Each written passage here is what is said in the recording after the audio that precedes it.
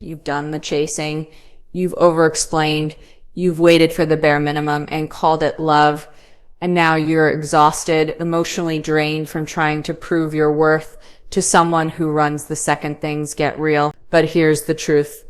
The moment you stop trying to convince an avoidant of your value is the exact moment they start to feel it, not because you manipulated them, not because you played games, but because you finally did the one thing they weren't expecting. You pulled your energy back.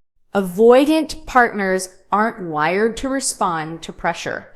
They respond to space. They don't wake up to your worth when you're still knocking on their emotional door. They wake up when the door closes and you're no longer standing there. You see, your silence becomes the loudest message they've ever heard. Your absence becomes proof of everything you brought into their life that they never fully appreciated until it was gone. This isn't about making someone chase you.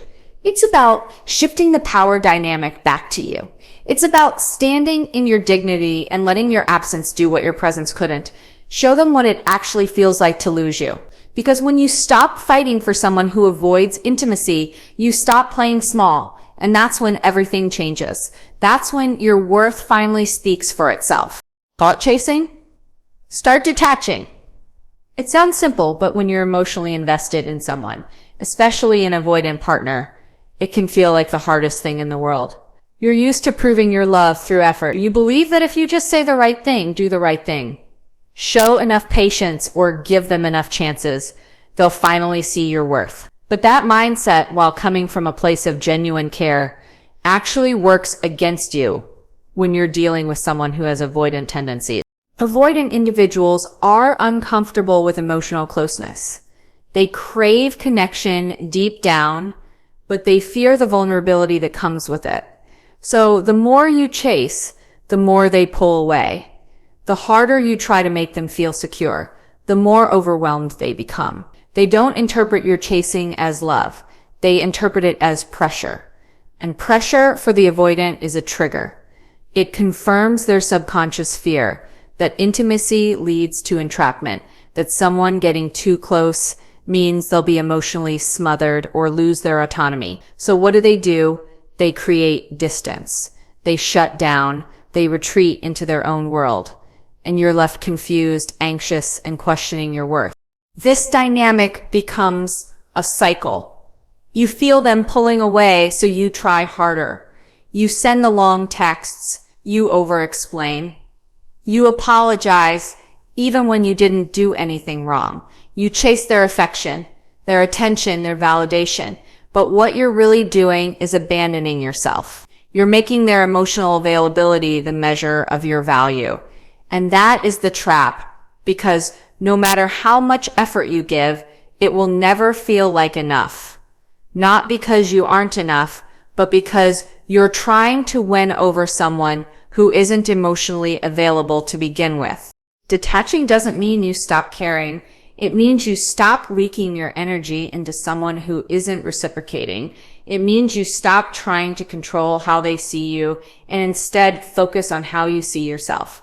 It's the radical decision to stop proving and start preserving. It's choosing peace over performance.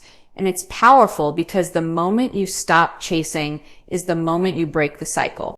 When you detach, you change the entire emotional rhythm of the relationship. Avoidants are used to being pursued.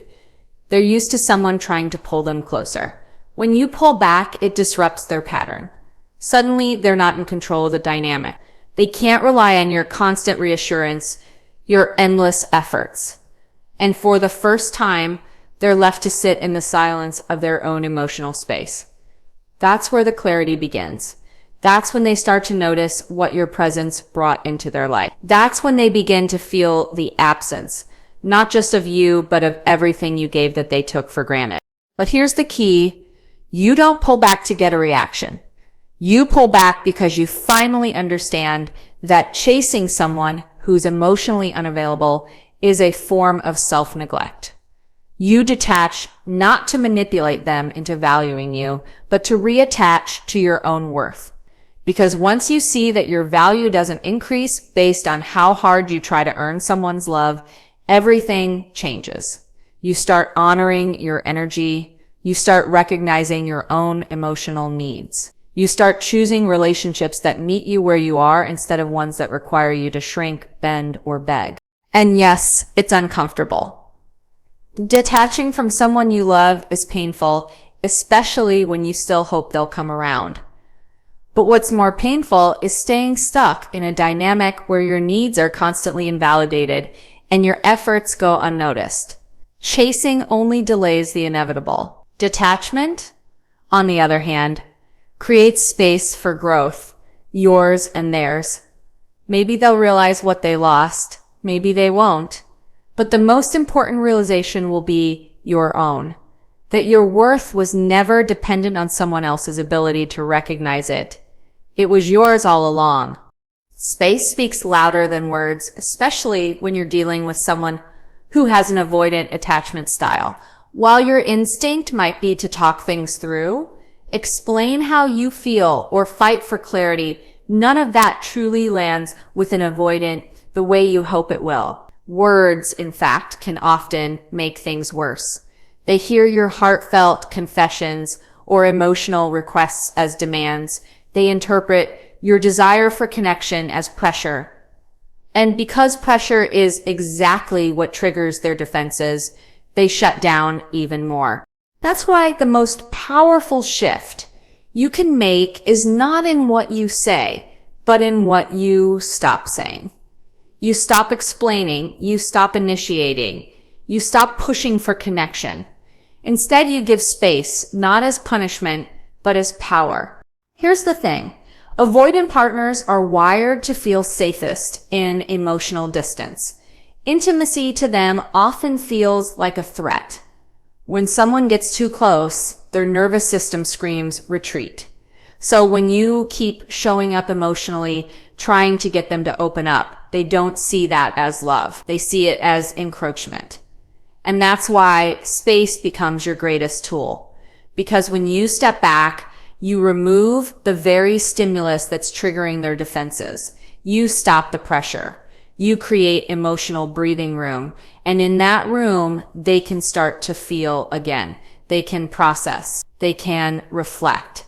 And for the first time, they're not reacting to your presence. They're reckoning with your absence.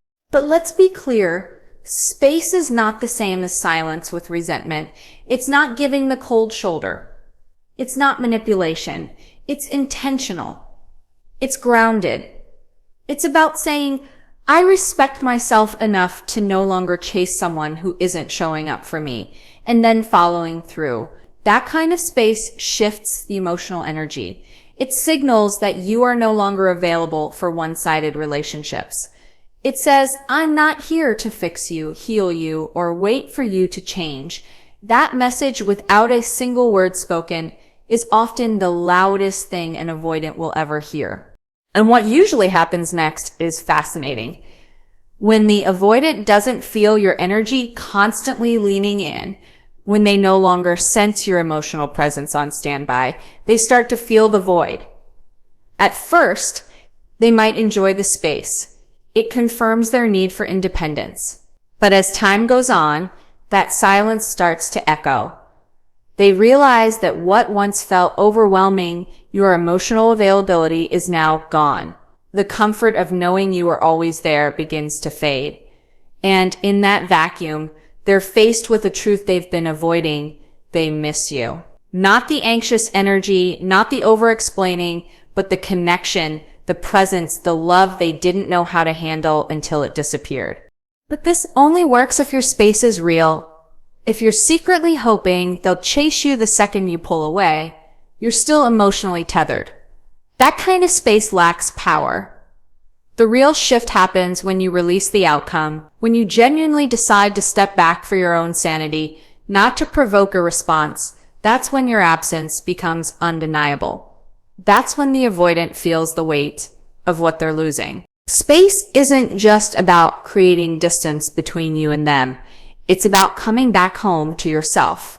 It's where you rebuild the boundaries you've let slide. It's where you reconnect with your self-worth. And it's where you finally understand that being available to someone who isn't emotionally ready is a slow erosion of your peace. So instead of talking louder, trying harder, or reaching out again, you let the silence speak. You let the distance teach, and you let the space do the work that words never could. Because in the end, the people who are meant for you won't require chasing. They won't fear closeness or punish vulnerability. They will feel your absence not as a threat, but as a wake-up call. And those who are capable of growth will feel that space deeply. They'll realize that the connection they kept at arm's length was actually something real, something rare, something they may not get back. And if they don't, that space will have already done its most important job. It reminded you that your value is not dependent on being heard, seen, or chosen by someone who isn't ready. It's inherent, it's intact, and now it's protected. Silence as a power move isn't about ignoring someone to punish them. It's about reclaiming your emotional energy when words no longer have impact, especially when dealing with an avoidant partner. Silence becomes not only powerful, but necessary. You've likely tried everything: talking, explaining, over-communicating, even begging for clarity or closure. And every time you're met with distance, defensiveness, or indifference. That's because the avoidant isn't wired to respond to emotional intensity with openness. They respond with withdrawal. So the more you say, the more they retreat. And the truth is, at some point, you have to stop using your voice to reach someone who has already tuned you out. That's where silence steps in. Not as weakness, but as strength. It's the moment you stop speaking, not because you have nothing to say, but because you finally realize that your peace matters more than being understood by someone who refuses to listen. When words fall flat, silence becomes your boundary. It says, I've said enough, I've shown up, I've tried, and now I choose me. This kind of silence is not passive. It's active. It's decisive. It's the internal shift where you stop fighting for someone else's attention and start protecting your own mental and emotional health. Avoidants often feel most comfortable when they're in control of emotional proximity. They push away to maintain space, and they often assume that the person they're pushing will keep trying to come closer. So when you go silent, not out of spite, but out of clarity, you interrupt that pattern. You show them that you're no longer participating in the dynamic where they get to withhold and you keep chasing. That silence creates discomfort for them, not because you're punishing them, but because the power has shifted. They can no longer rely on your emotional presence as a given. They no longer feel the reassurance of your availability. And in that absence, they're left to feel the impact of their own behavior. This is where something interesting happens. Silence makes space for reflection, for you and potentially for them. When you stop talking, you stop over-explaining, you stop justifying your needs, you stop trying to prove your worth, and in that stillness, you begin to hear yourself again. You reconnect with your own voice, the one that got drowned out while you were trying to be heard by someone else.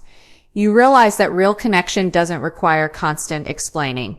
It requires mutual respect, and anyone who truly values you won't need to be convinced to listen. They'll care enough to show up, not just when you're loud, but even when you go quiet. For the avoidant, your silence forces them to face the emotional gap they've created. As long as you're talking, they don't have to feel anything deeply. They can just keep reacting to your presence. But when you remove that presence, when you withdraw your emotional energy and go quiet, they're left with themselves. That space can stir discomfort, even regret. It can lead to a moment of realization that your presence brought comfort, love, and stability they didn't appreciate. But that realization doesn't happen while you're still speaking. It happens in the silence that follows your exit. However, it's important to understand that silence should come from strength, not manipulation. If you're going quiet to get a reaction, you're still emotionally entangled. True silence as a power move means detaching with love for yourself. It means choosing peace over performance. It means no longer begging someone to value you and instead living in a way that shows you value yourself. It's the quiet confidence of knowing that someone who's truly for you will feel your absence and do something about it, not because you forced them to, but because they choose to. So when you stop talking, stop reaching out, stop overextending, it's not about creating drama. It's about creating space for clarity. It's about showing that your love was a gift, not an obligation. And if they couldn't see it while you were present, they may just realize its worth in your silence. And if they don't, that silence will have already spoken volumes. It told them and you that your voice matters, that your presence is powerful, and that sometimes the most loving thing you can do for yourself is to say nothing.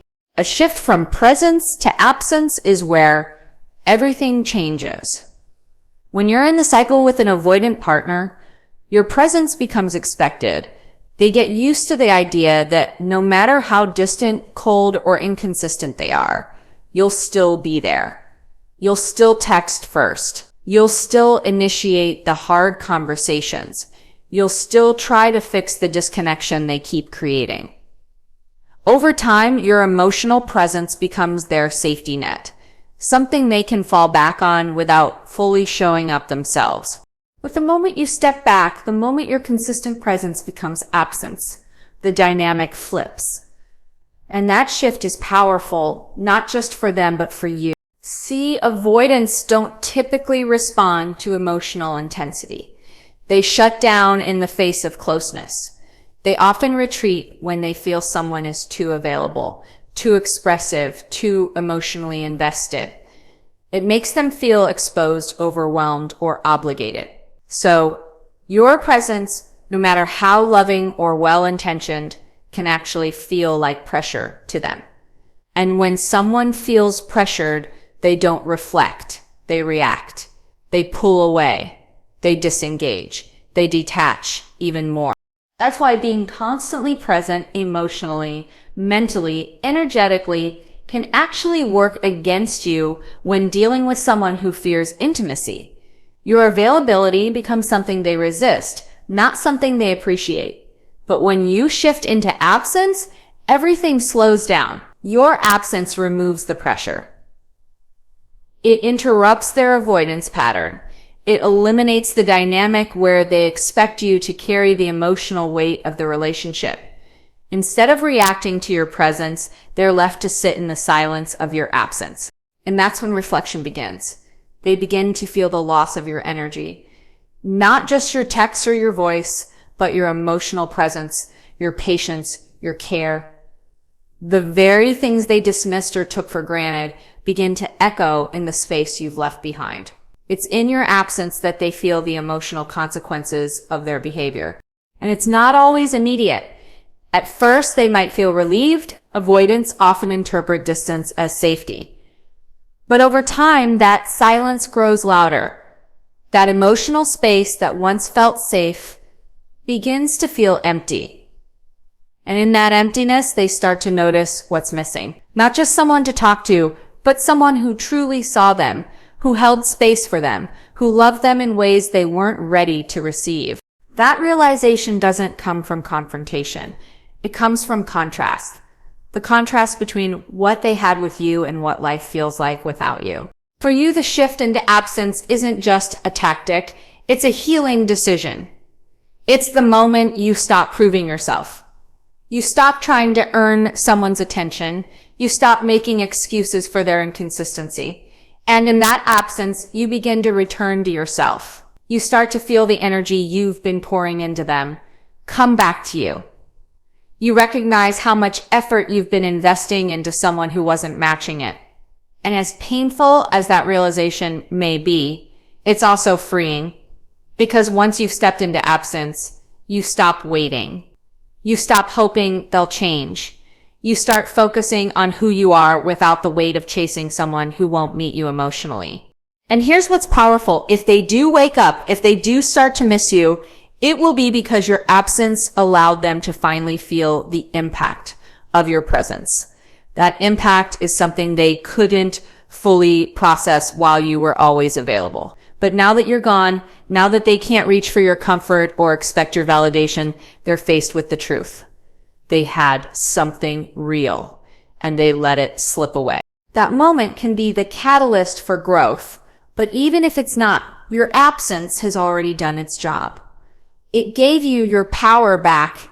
It broke the cycle of emotional overcompensation, and it created the space for something better, either their transformation or your redirection.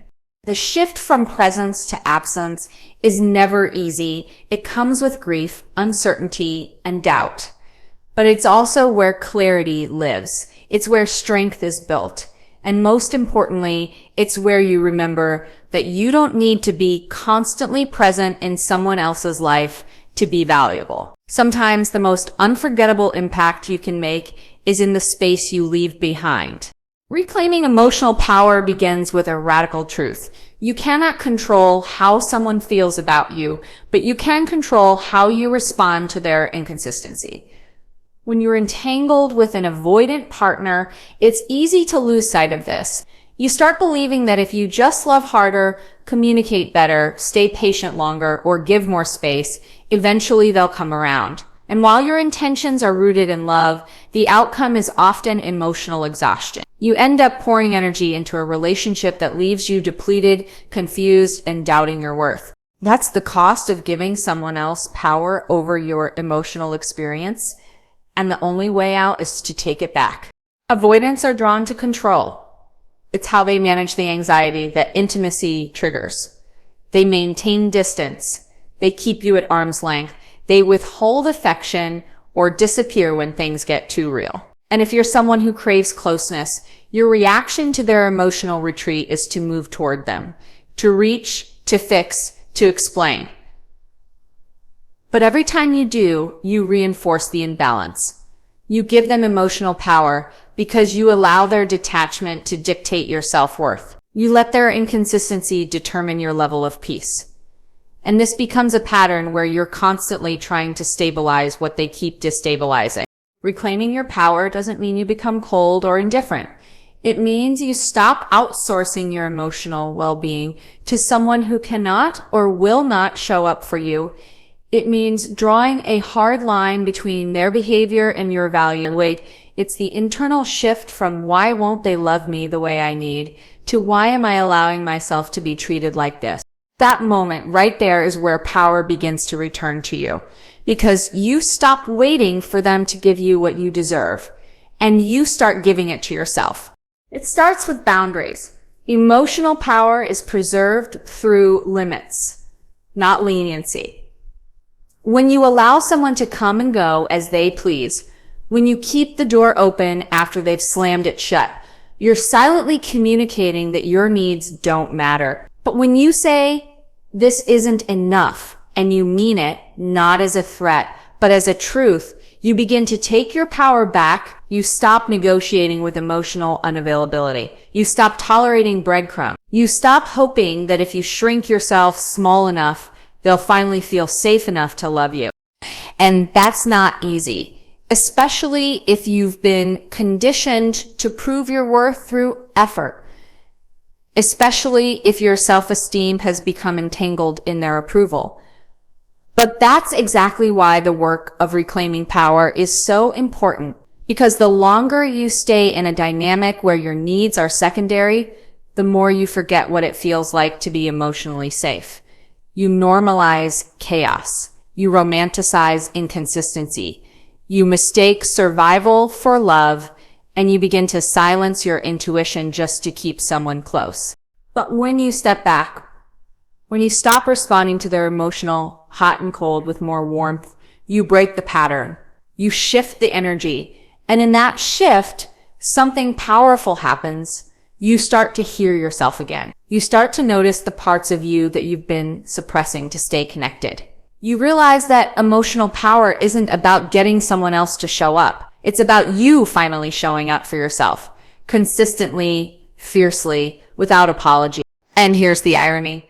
Often, when you reclaim that power, the avoidant feels the shift.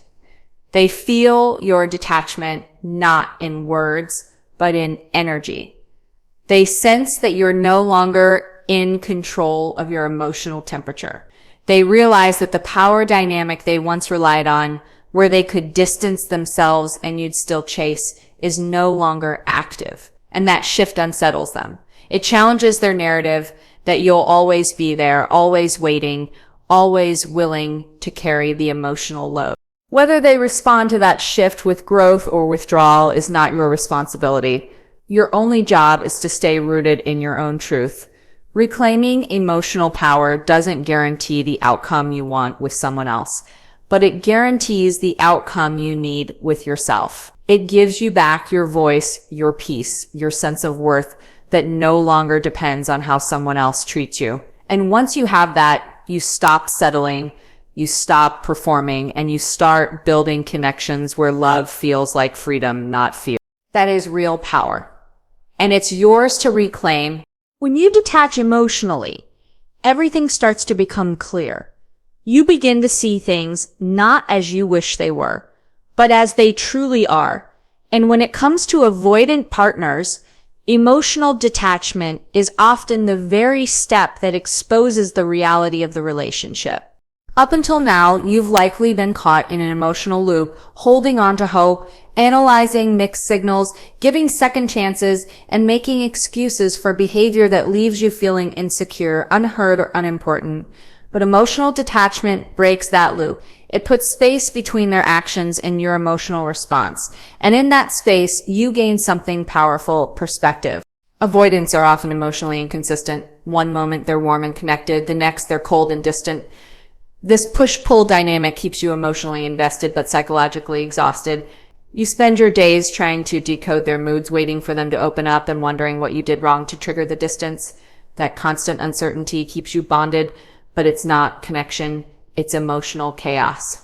And that's exactly why emotional detachment is so crucial. It's the moment you stop trying to fix them, you stop personalizing their avoidance.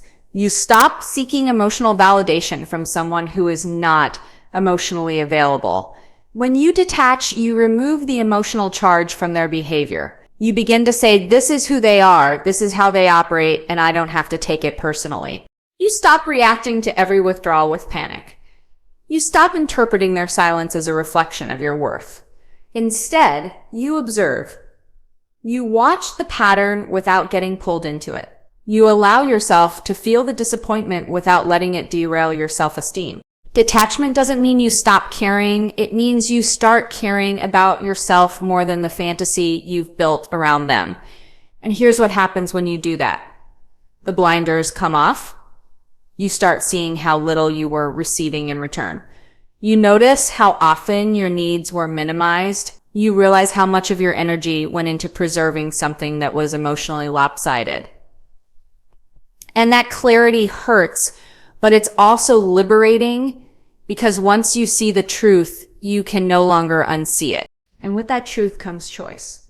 You no longer operate from emotional dependency. You begin to operate from emotional clarity. For the avoidant, your detachment sends a message. It says, I'm no longer emotionally entangled in your avoidance. I see it for what it is, and I'm choosing not to play that game anymore. And whether they acknowledge it or not, they feel the difference. They feel the shift in your energy. You're no longer seeking, chasing, or hoping. They're no longer the center of your emotional world. And that shift for many avoidants is destabilizing, because they're used to being pursued. They're used to their distance creating desire. But emotional detachment removes that fuel. It leaves them alone with their own avoidance. And in some cases, that's the wake-up call they never saw coming.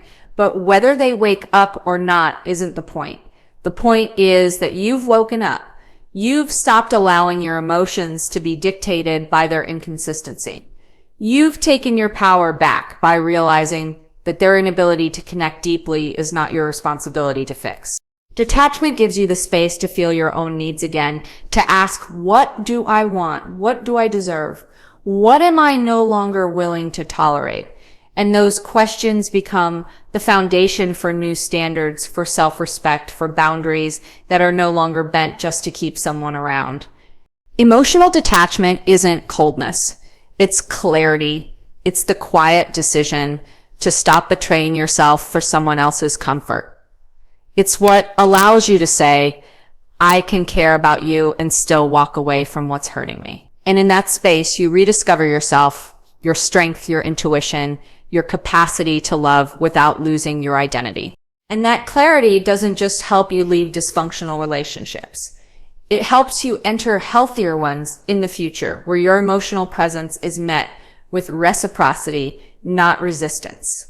So if you're at the point where nothing is working, where your words aren't landing, and your presence is taken for granted, emotional detachment may be the most loving thing you can do for yourself. Because when you detach, you heal. You stop fighting for someone to realize your worth. And you start living in a way that reflects you've already realized it yourself. If there's one truth you walk away with today, let it be this. You don't need to convince anyone to see your worth, especially not someone who keeps you in a cycle of doubt, distance, and confusion. When you're dealing with an avoidant, the power is not in what you say. It's in how you show up for yourself when they pull away. It's in your silence. It's in your boundaries. It's in the moment you stop chasing and start choosing peace over performance. That shift, when you detach, when you step back, when you let your absence speak louder than your presence ever could, that's when everything changes. You trigger an avoidant to realize your worth, not by begging them to see it, but by no longer offering it where it's not respected. Because the moment you stop giving them access to your emotional energy, they're forced to feel the weight of losing it. And whether they come back or not, you win because you've reclaimed your power, your voice, and your peace. And that is how you remind someone, and more importantly, remind yourself of exactly how worthy you are.